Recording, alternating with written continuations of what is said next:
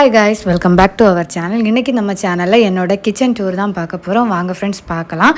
என்னோடய கிச்சன் பார்த்திங்கன்னா ரொம்பவே சின்னதாக இருக்கும். இதில் வந்து எனக்கு தேவையான பொருள் மட்டும்தான் நான் வச்சுருக்கேன். ஃபஸ்ட்டு பார்த்திங்க அப்படின்னா இப்படி என்ட்ரி ஆன உடனே வாசல் பக்கத்துலேயே ஒரு 5 ரேக் அந்த ட்ராயர் வச்சு ஆர்கனைசர் வச்சுருக்கேன். அதுக்கு மேலே வந்து பார்த்திங்கன்னா ஒரு ஃப்ளவர் வேஸ் வச்சுருக்கேன். அதுக்கு மேலே வந்து இப்போ எம்டியாக வச்சோம் அப்படின்னா ஏதாவது திங்ஸ் அடைச்சிருவோம் அப்படின்னு சொல்லிட்டு நான் இந்த ஃப்ளவர் வேஸ் வச்சுருக்கேன். அது வைக்கும்போது எதுவுமே நம்ம அதில் அடைக்க மாட்டோம். அதுக்கப்புறமா பார்த்திங்கன்னா இந்த கீழே ரேக்கில் வந்து கடைக்கு தேவையான பொருள் வச்சுருக்கேன். அதுக்கப்புறம் க்ராசரி ஐட்டம் பேலன்ஸாக இருக்கிறது அது எல்லாமே இதில் நான் ஸ்டோர் பண்ணி வச்சுருக்கேன். அதுக்கப்புறமா அதுக்கு பக்கத்தில் வந்து ஃப்ரிட்ஜ் வச்சுருக்கோம். ஆல்ரெடி ஃப்ரிட்ஜ் டூர் நான் போட்டிருக்கேன், செக் பண்ணி பாருங்கள்.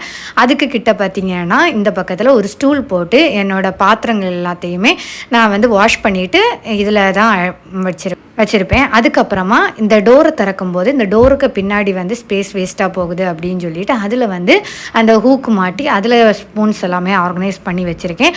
அப்போ வந்து கச்சாமுச்சான் இருக்கிறது அந்த நமக்கு வெளியிலேருந்து பார்க்குறதுக்கு தெரியாது. அதுக்கப்புறம் இந்த மாதிரி தான் என்னோடய கிராசரி யூனிட் எல்லாம் ஆர்கனைஸ் பண்ணி வச்சுருக்கேன். இந்த செக்ஷன் எனக்கு ரொம்பவே பிடிக்கும்.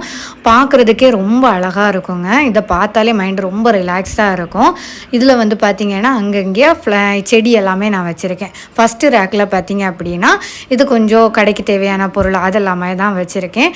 அதுக்கப்புறம் எல்லாமே இது வந்து பார்த்திங்கன்னா மாவு ஐட்டம் இருக்கு இல்லையா, நம்ம கோதுமை மாவு, மைதா மாவு, அப்புறம் சத்து மாவு, அது எல்லாமே அரிசி மாவு எல்லாம் வரிசையாக வச்சுருக்கேன்.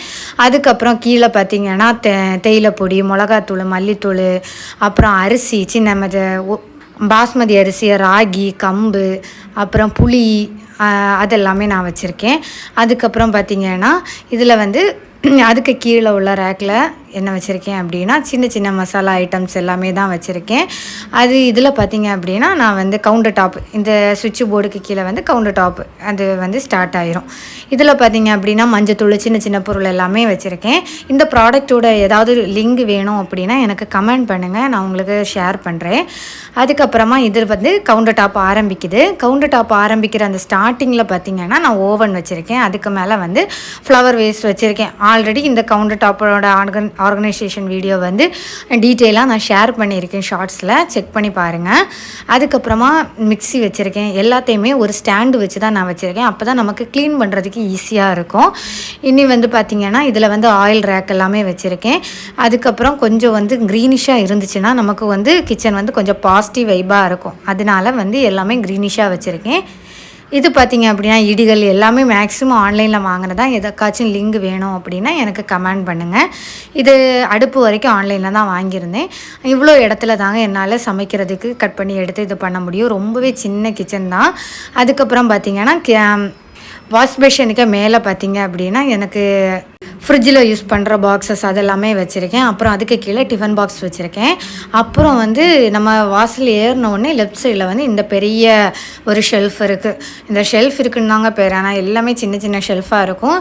எனக்கு வந்து தேவையான பொருள் மட்டும்தான் நான் இந்த ஷெல்ஃப்ஸில் எல்லாமே வச்சுருக்கேன். ஃபஸ்ட்டு உள்ளதில் வந்து குக்கரு, அப்புறம் சீஞ்சட்டி அந்த மாதிரி எல்லாமே வச்சுருக்கேன். இந்த ரெண்டாவது ஷெல்ஃபில் பார்த்திங்கன்னா பிளேட் ஐட்டம்ஸ் எல்லாமே ஆர்கனைஸ் பண்ணி வச்சுருக்கேன். அதுக்கு கிட்ட இருக்க ஃப்ளாஸ்க் எல்லாமே பார்த்திங்கன்னா சின்னவனுக்கு நான் வந்து பால் கலக்கிறதுக்கு எடுக்கிறதுக்கு ஈஸியாக இருக்கிறது மாதிரி தான் வச்சுருக்கேன். அதுக்கு கீழே இந்த சென்டரில் இருக்கிறதுல தான் நான் வந்து எல்லாமே சமைச்சி எடுத்து இதில் தான் வச்சுருவேன். ஏன்னா கவுண்டர் டாப்பில் வச்சோம் அப்படின்னா எனக்கு ஃபுல்லாக இடத்த அடைச்சது மாதிரி இருக்கும். ஆல்ரெடி ஸ்பேஸ் இல்லை, அதனால் நான் இங்கே ஷெல்ஃபில் தான் வச்சுருப்பேன். அது ஒதுங்கி இருந்துடும். அதுக்கு கீழே பார்த்திங்கன்னா சின்ன சின்ன கப்ஸு அது எல்லாமே வச்சுருக்கேன். இது வந்து பார்த்திங்கன்னா இந்த ரேக்கு கார்னர் ரேக்கு வாங்கி வச்சுருக்கேன். அதில் கப்பு வச்சேன்னா கொஞ்சம் ஸ்பேஸ் கிடைக்கும்னு சொல்லிட்டு தான் இந்த மாதிரி அடுக்கி வச்சுருக்கேன்.